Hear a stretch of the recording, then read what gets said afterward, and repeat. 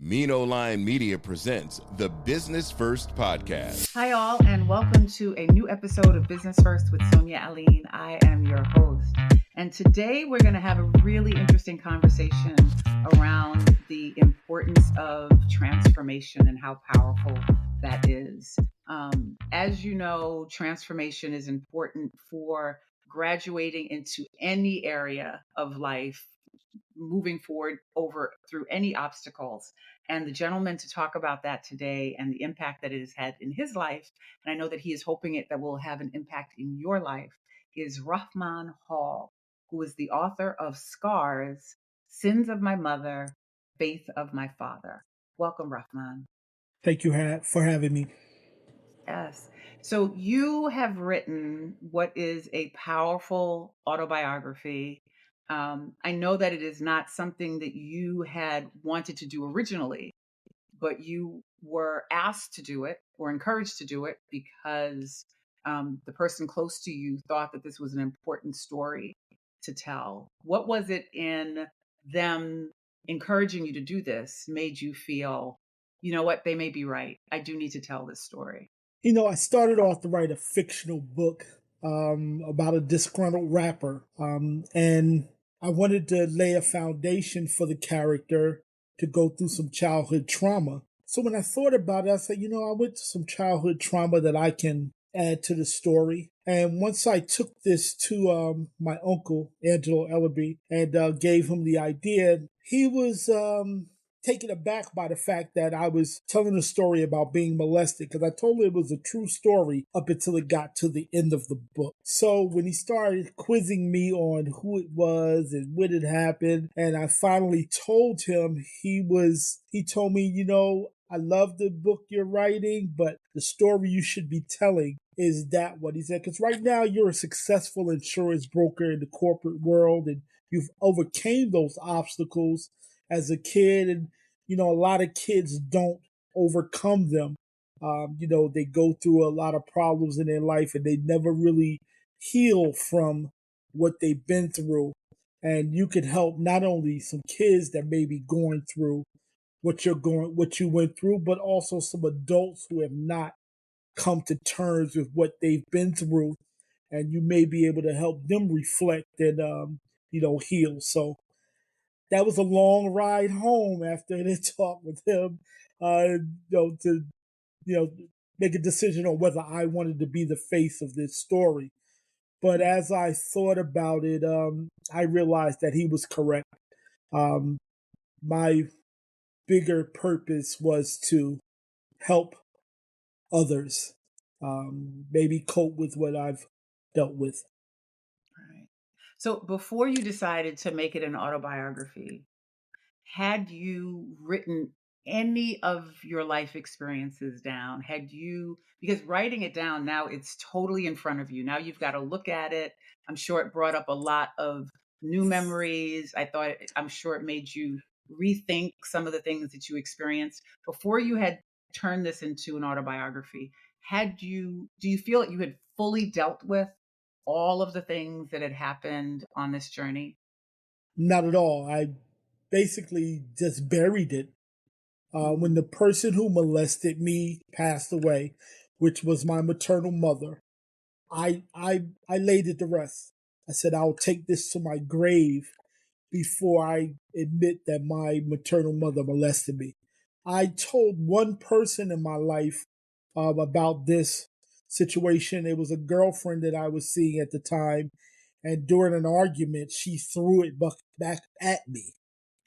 And when she did that, I said, you know what? I won't tell another soul this happened. I'll take it to my grave. So no, until I started to write this book, I had not wrote anything down, but I've been writing poetry and songs since I was 12.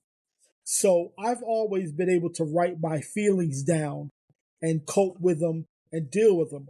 If I got my heart broke by a female, I wrote a poem about it, got a good cry out if I needed to, and I was able to let it go. So no, but this book has been so therapeutic for me because, like you said, I came face to face with what I dealt with, And certain things that I remembered took me back to that 8-year-old kid who was dealing with it. So it wasn't easy writing this book. It really wasn't, because I actually relived those events as I wrote them. So it was a very traumatic experience. Right, I can imagine. So you titled the book Scars. I'm imagining that's what this has felt. This whole peeling back of one huge scar on your life. Is that was that the reason for naming the book that? That is very accurate. We all carry scars in our life from different events that has happened to us, whether it's some mental abuse, physical abuse, verbal abuse. They leave scars. The point of my of naming it that was, although we carry these scars, sometimes we don't let them heal. We don't give them a chance to heal.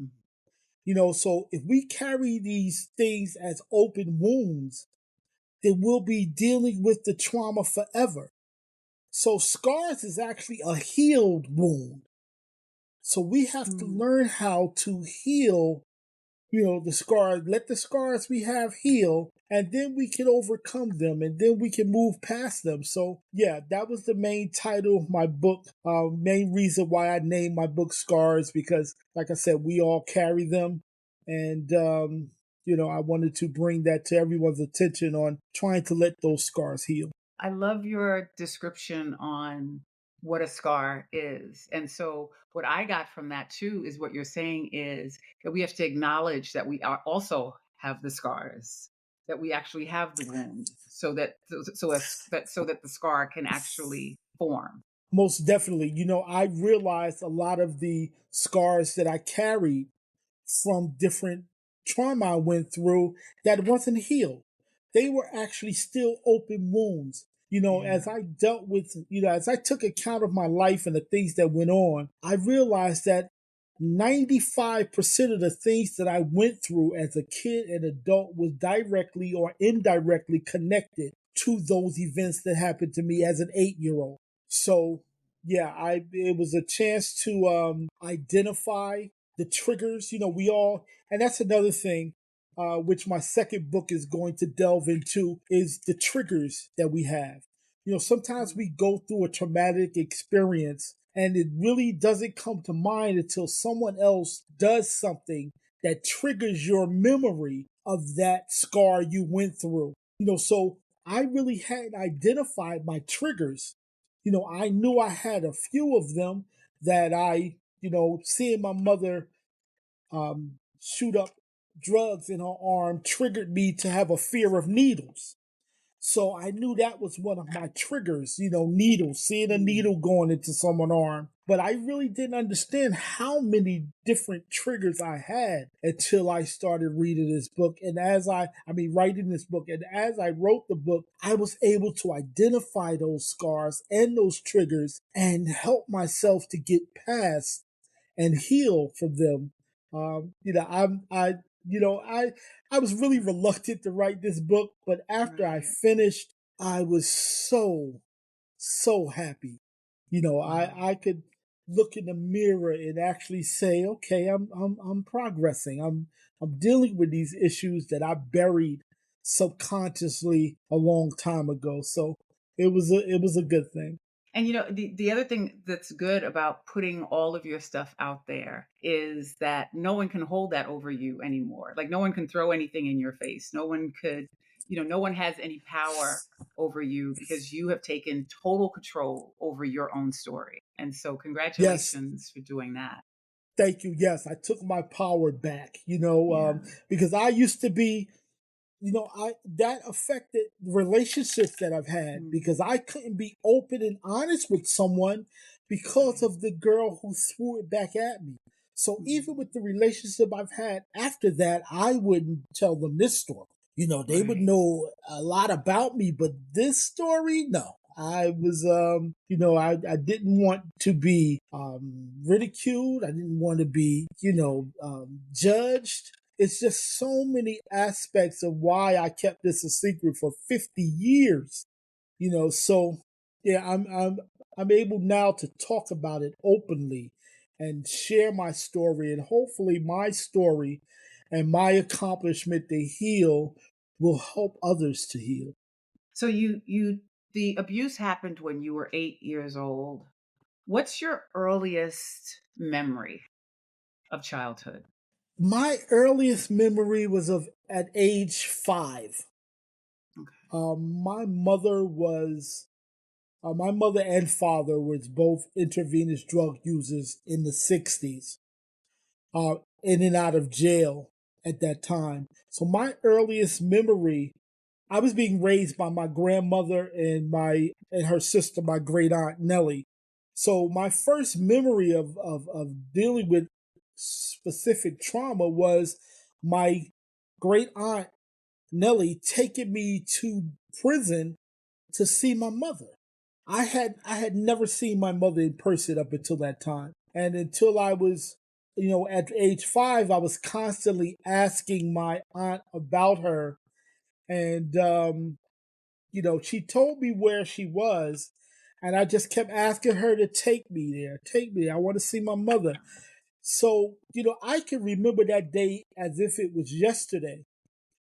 However, I do remember that was the first scar I carried because when I got to see her, she's behind this glass and all I could do is talk to her on the phone. I remember trying to climb over the glass, trying to get through the glass to touch my mother, to hold her, to hug her, and I remember crying because I couldn't. So that was a very, very vivid memory at age 5 for me. And if I remember correctly, your birth was traumatic. No? My birth was very traumatic. Um, I was premature. First of all, my mother didn't find out that she was pregnant with me until she was 3 months pregnant and had been using heroin up until that time. So when I was born with heroin in my veins. And doing my mother went into labor unexpectedly in a car ride with my dad and rushing me to the hospital. He was arrested, but he wouldn't stop until he got me and my mother to the hospital. So he took his life into jeopardy by not stopping for the police. And I do believe if it wasn't for doctors and nurses outside the hospital, that would have probably ended a little tragically for him. Um, but yeah, I was premature. I was not fully developed. My lungs wasn't developed. I wasn't even breathing when I first came out of my mother's womb. So the doctors had to, get me to breathe in, and I was in the hospital for maybe about 9 to 10 months afterwards until I, got big enough to be able to leave. But yeah, that was a trauma in itself. And, my father was arrested on that day. And I didn't see him again till I was 8. No, about 9. And after seeing my mother in that in that jail cell, I didn't see her till I was 8. And the reason why the title is Sins of My Mother, Faith of My Father, my mother had got out of jail and she started molesting me. About 6 to 8 months after that, my father got out of jail and he came into my life teaching me about God, teaching me about Islam and what my name meant. And I never told him what was going on.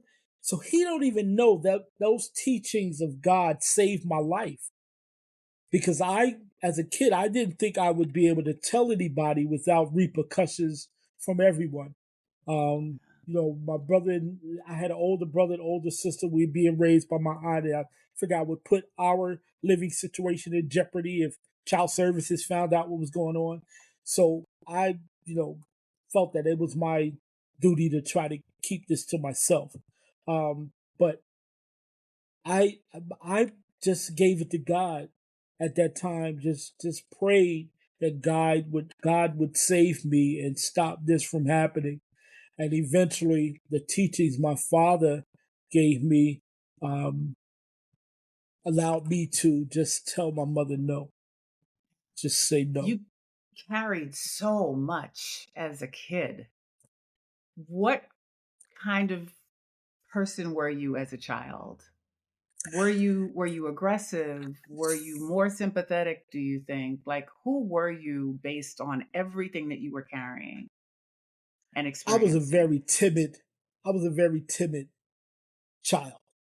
I was the youngest of three, spoiled, rotten by my grandmother and her sister because I was sickly as a child. I didn't go outside, because I had to stay inside. I couldn't. I had severe asthma because my lungs was underdeveloped. So I had to stay inside under a humidifier for fear that I'd have an asthma attack. And so as a child, I was very sickly, very frail. Um, but I always had a thirst for knowledge. Even as a child, I just started reading and because I wasn't able to go to school my kindergarten year because I was sick. But my aunt would buy me books and taught me to read, and so that gave me a real thirst for knowledge. As growing up and as a teenager, I read the dictionary and the thesaurus just for fun, you know, to enhance my vocabulary, and it also funneled my love for writing. I in the sixth grade, I we did a play, Cyrano de Bergerac, and I played Cyrano, and then I was like, wow, I was just taken aback by that book, like wow, and that story. And that's when I started writing stories. I've been writing poetry and songs since 12, so I started writing my own little short stories and acting them out, and so yeah, I had a very big thirst for knowledge as a child. Thank God for your father's teachings. Do you remember anything in particular that he taught you in terms of um, Islamic scripture that fortified you? Yes, my father came into my life, and at around 9, by the time I was 13, I was reading and writing Arabic, speaking, Mm. reading, writing Arabic. I was reading the Quran. I had read the Quran from entire Quran. I would be able to quote scriptures from the Quran. My name actually comes from the opening surah of the Quran. My father named me Rahman Rahim Allah, which means gracious, merciful God. And in the opening surah, it starts off, Bismillahir Rahmanir Rahim. In the name of Allah, the most gracious, most merciful. So that's where he derived my name from. So, yeah, I've had a connection to God since birth. And I do believe he sent angels to breathe life in me when I wasn't breathing at birth. And as I look back on things now, I realized that this was my purpose. This is why he saved my life. So I can help others. So it's a mission that God has me on, and I won't stop until I've I'm trying to touch millions with my story. And such a powerful one. Sins of my mother. Have you reconciled feelings and the hurt and the abuse that you experienced with your mom? It wasn't until I wrote the chapter 3, which is actually titled Sins of My Mother, Faith of My Father, that I reconciled with the pain and actually forgave my mother. In that chapter, I wrote about when the abuse started. And I wrote my book very uniquely because every chapter of my book has its own title song. I used to be a rap artist in my teenage years. I started a rap group, was in it for like 10 years. So I've always been able to write songs, any kind of songs, love song, gospel. I've wrote them all, and I still continue to write. So as I was writing this book, there was songs coming to my head. So I never got to address this with my mother. I've never, so in this song, I addressed it with her. I talked directly to her in this song. I I talked to her about what was going on, and I talked to my father about what was going on. So I got two versions of because he never knew anything. So and at that after I wrote that song, I was able to forgive my mother, and that's another point of my book that I'm trying to get people who are going through trauma to understand that you have to learn how to forgive. And people may think you're forgiving the person who put you through the pain for their sake, but no, it's for you. It's for you to get that hate and that pain out of your heart because that's going to stop you from healing. As long as you hold on to that pain and that hurt and that anger, you're not going to be able to fully heal. So that's what, it taught me that I had to let it go. I had to forgive her, so it was a good thing. So we know that writing and looking at scripts can be emotional. We also know that songs, nothing touches the soul like a song. And so how long did it take you to write that song? And what were you experiencing as you were putting the words on paper? Honestly, it took me about an hour and a half to write that song, and I cried all the way through it. Mm. Especially the part when I was talking about my mother, because it was just, as I wrote this book, I truly went back to that little 8-year-old boy, thinking about the things that she did to me and things that she made me do. It was very, very painful. It took me longer to write the chapter than it did the song Wow. because I actually just avoided that chapter. I Right. went on to the next chapter and I had wrote several other chapters before I could go back to that and talk about what my mother has done. So um it was difficult writing the story, but the music, that's what I do. I've been doing that for a long time, so that comes easy to me. I'm a concept writer. You give me a subject and I can pin it and make it rhyme. So that part was easy. But the actual chapter of the book, that was the hard part.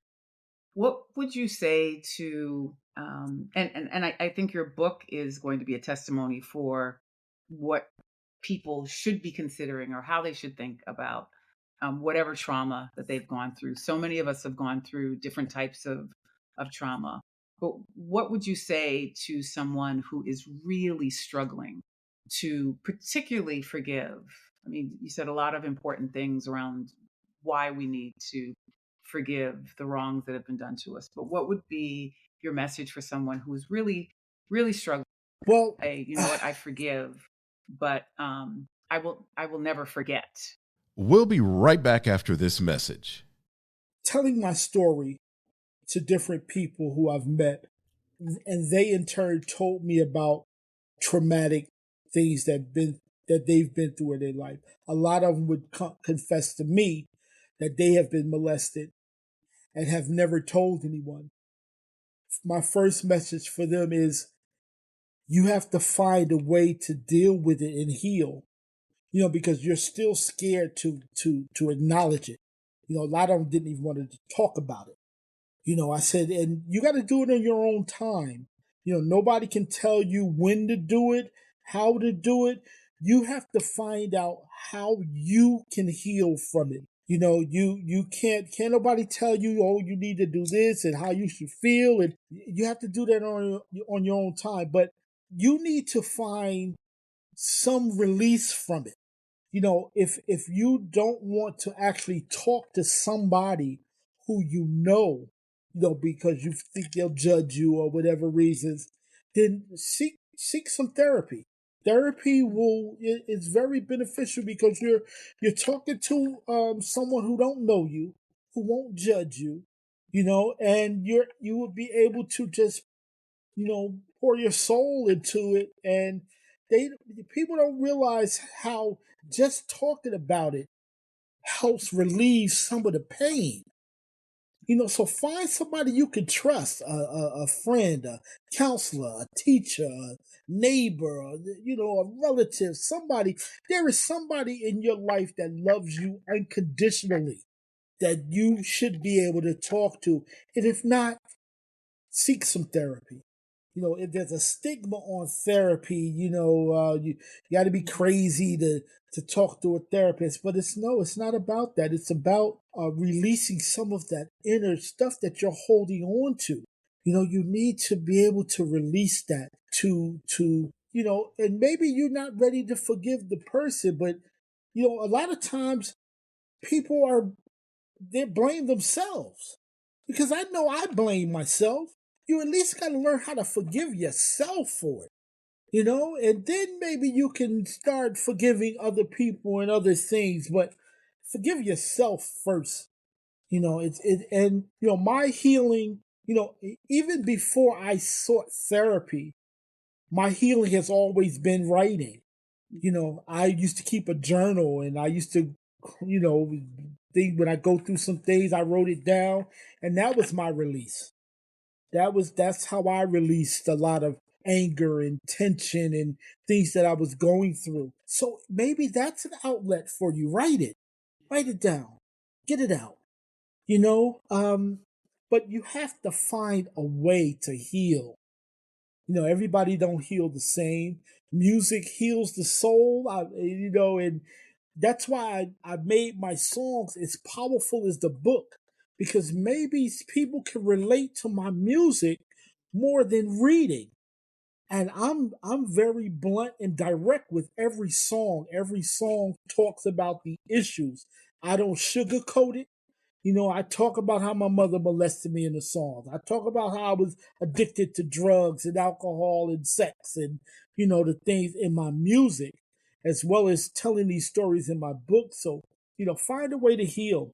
When did you, before you had written the book, what was it that made you say, I got to get myself together? Like, I came from this family, I experienced this abuse. I myself have been engaging in certain behavior, but I've got to do something different. Was there a particular thing that happened, or did something open up in you that said, I got to do something differently? Yes, there was a traumatic event that happened in my life with my mother, that made me realize that that there was something wrong. And to be honest, I didn't realize how messed up I was as a child until I wrote this book. But I looked in the mirror one day and I reflected on my life. And this was right when I came up with the idea to write the book and decided to use my story as the basis for the fictional book and the fictional character. And I looked in the mirror and I was like, do you really want to tell this story? Even as briefly as I told it in the fictional book, I Wow. was still telling this story. But at the time, I figured, it's a fictional book, so people not going to really know that it's based on my life, But I looked in the mirror and I was like, do I really want to delve into this subject? And as I looked in the mirror, I was proud of the man that I was today and all the things that I overcame, but there was still a part of me that was hiding. It was still a part of me that wasn't whole. So, and I realized at that time, I was like, um, you should tell this story. When my uncle said it to me, and I reflected on it when I got home, I was like, yeah, I need to tell this story. And really, it started off to be about helping others, but I realized at that time it was helping me. It was for me. It turned into me wanting to be a image for someone else to be able to deal with their pain, but I was dealing with the pain of that little boy. And sometimes I would have dreams, about my mother, or I'd see a movie with someone using drugs, and it would trigger all these visions and these thoughts coming back to my head. And, so, when my mother passed away at 2 days after my 21st birthday, this was the traumatic event that really caused me to change my life. Up until then, I was very promiscuous as a teen. Being molested, that early, just was it made me, just sexually active real early. So during my teen years, I was actually trying to have sex every day. And then when my mother passed away of AIDS, and I reflected on that, it had been 9 years since I had saw my mother and since she had last molested me. But when I found out that she had AIDS, I'm like, I didn't really know too much about it. And I thought there was a possibility that I could have it. And that's what made me just, when I realized when I went to get tested and found out I didn't have it, that's what made me stop the promiscuous behavior and change that part of my life. But that day also spiraled me into um, drug addiction. Because at the time that I'm reflecting on this, it was my birthday that I found out my mother, I went to the hospital to see her because the hospital called me the day before my birthday and said, someone needs to come see, Jean Hall. So I was like, that's my mother. I'll come see her. They said, well, she's not doing good. Somebody needs to come see her.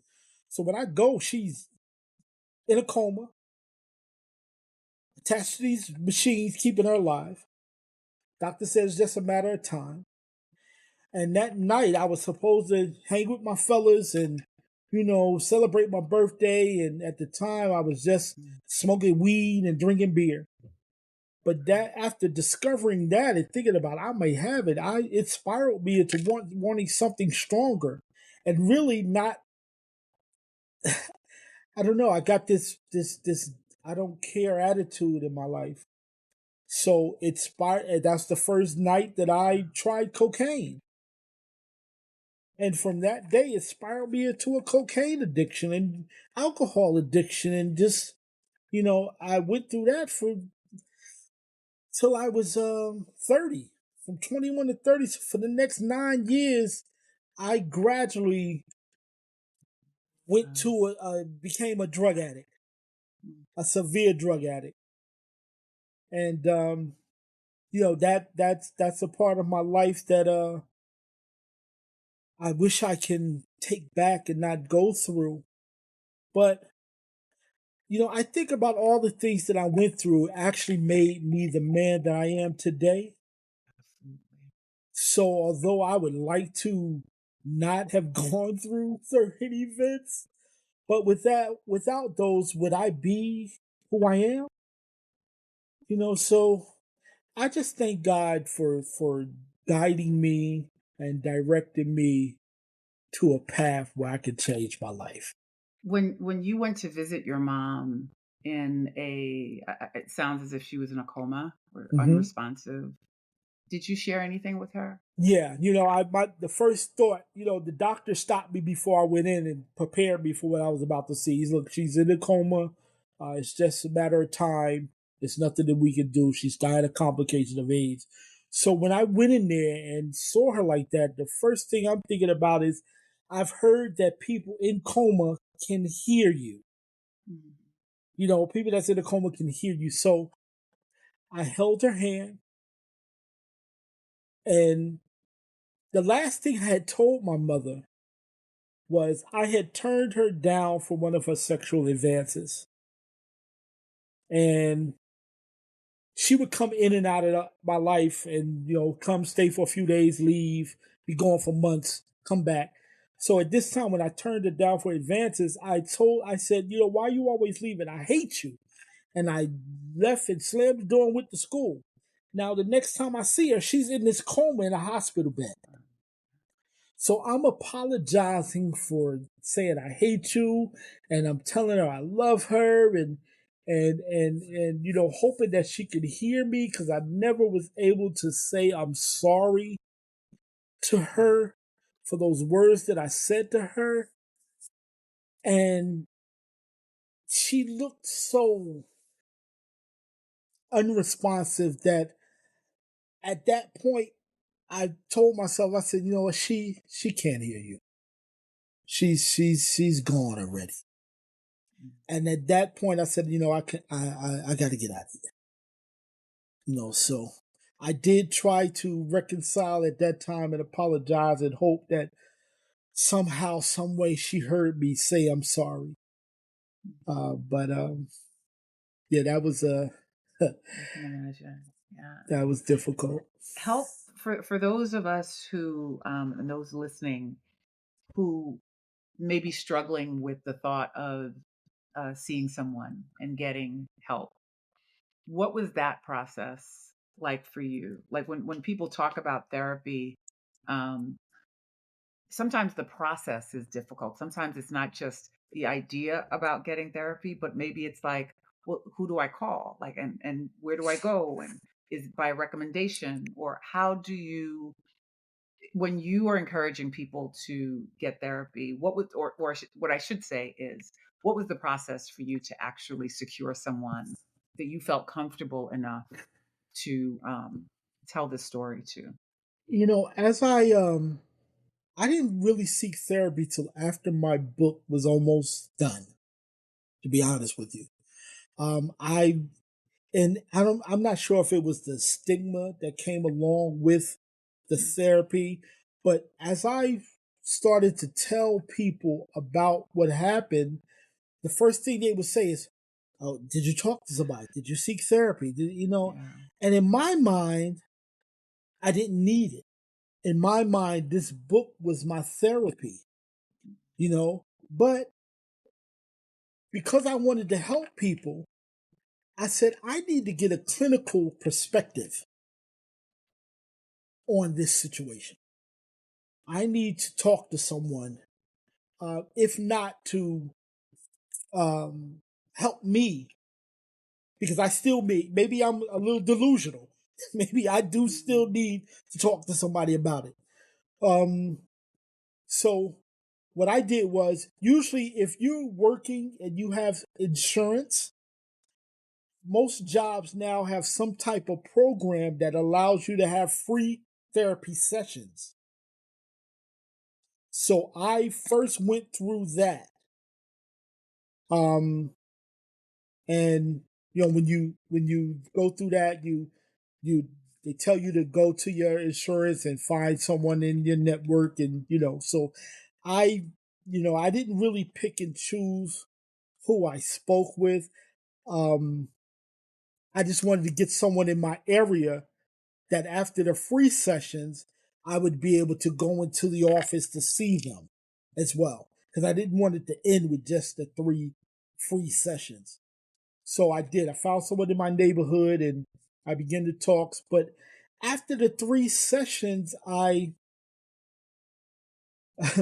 I told the therapist, I said, this is our last free session, but I would like to um, continue to see you. And,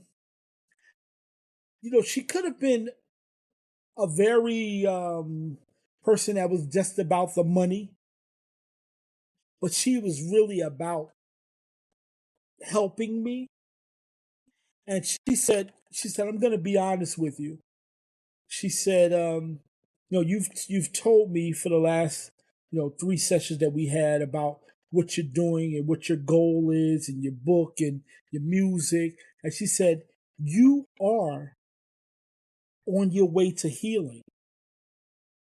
She said, just keep doing what you're doing.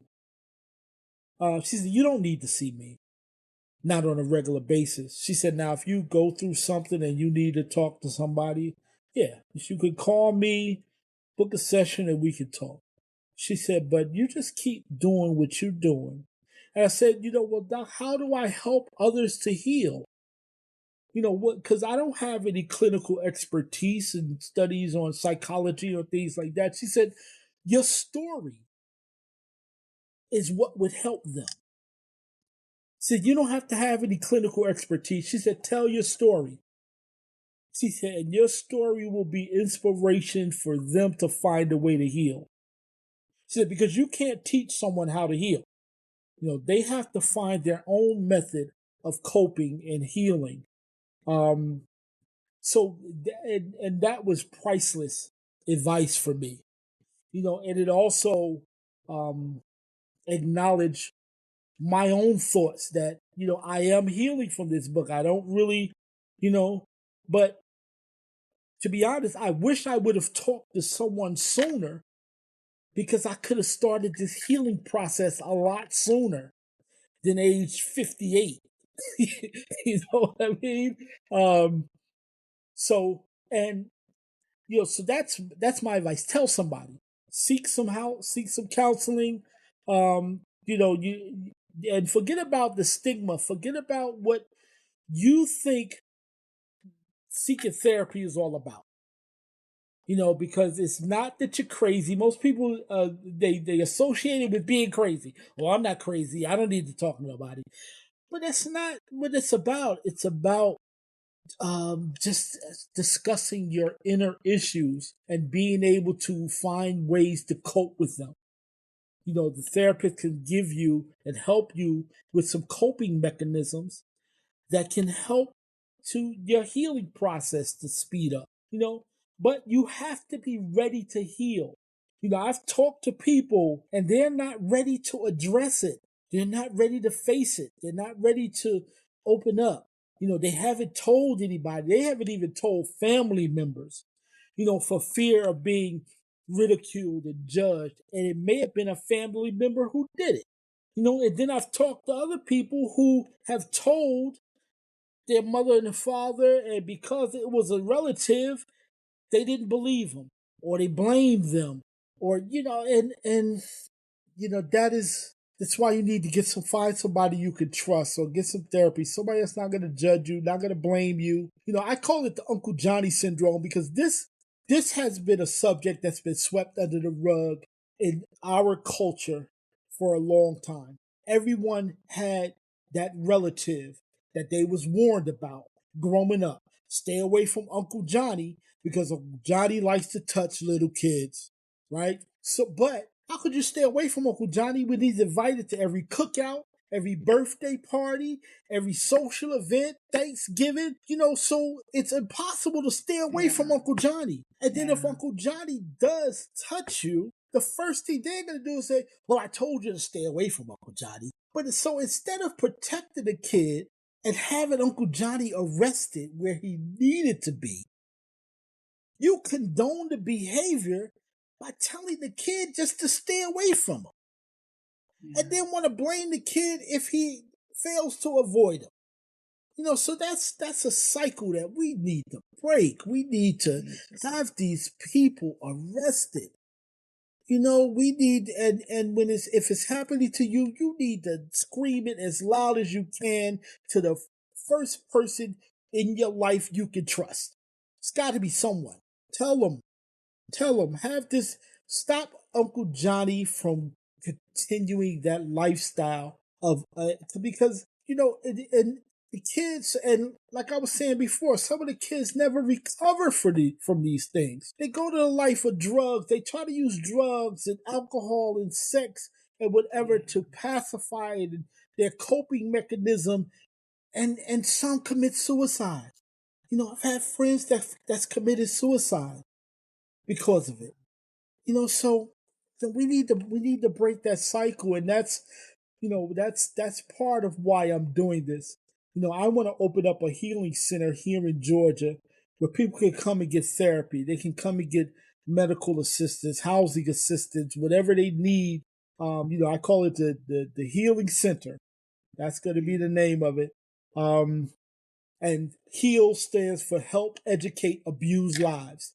So it's not people who are just being, sexually abused. It's for whatever abuse that you're dealing with. If you need help to cope with it, I want to be able to provide that.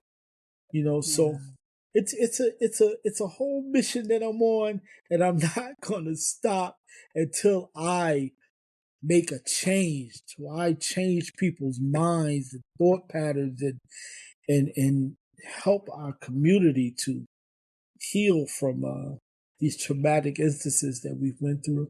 Well, thank you so much for all of the insight and all the inspiration that you shared today. I'm sure you have helped someone who is listening to this podcast on this episode. So that we can read your full story and support all the work that you're doing going forward, please share where we can get your book. My book is on Amazon. The album is on Amazon Music, but you can get an autographed copy if you go to my website, www.divinepublishingandapparel.com. I have hoodies, that looks like my book cover. I have t-shirts. And again, if you order my book and music, you get a discounted price than you would pay on Amazon. And I will personally autograph your copy that I send to you. And eventually you'll be able to get, if you need someone to talk to, send me an email. I'll answer it. If I can provide. And your email address is? My email address is the same. It's divinepublishingandapparel@gmail.com. And your socials, are you on social Yes, media? you can Divine Publishing and Apparel on Facebook. It's on YouTube. It's on, everything starts with my company, Divine Publishing and Apparel. Rahman Hall, thank you so much for coming here and sharing your story. And we look forward to hearing about all the healing that takes place and the center that you eventually open up. And when that does happen, please come back and share the rest of your journey with us. I sure will. And thank you very much for having me. Thank you. And thank you all for listening. We'll be back again next week with another great guest. Take care. The Business First podcast is hosted and produced by Sonia Alleyne. Executive producer Ken Johnson. Find the Business First podcast on Apple Podcast, Stitcher, Spotify, Odyssey, iHeartRadio, Amazon Music, TuneIn, or wherever you get your podcast. On social media on IG at business_first_podcast. Follow the Mean Ole Lion Media Podcast Network on IG at Mean Ole Lion Media. Get the Mean Ole Lion Media app in the App Store or Google Play. The Business First podcast is a Mean Ole Lion Media production.